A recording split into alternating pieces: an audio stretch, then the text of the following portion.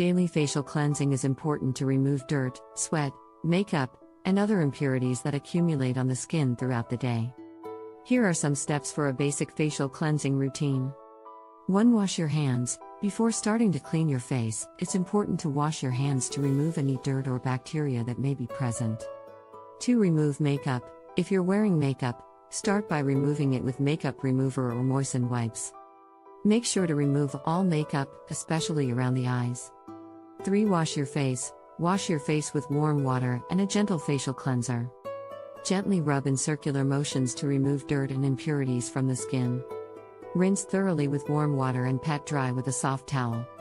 4. Tone the skin. After washing, use a facial toner to remove any remaining residue and balance the skin's pH.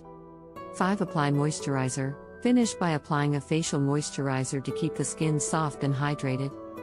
Remember that when choosing products for your skincare routine, it's important to take your skin type into consideration. Consult a dermatologist to find out what's the best routine for you.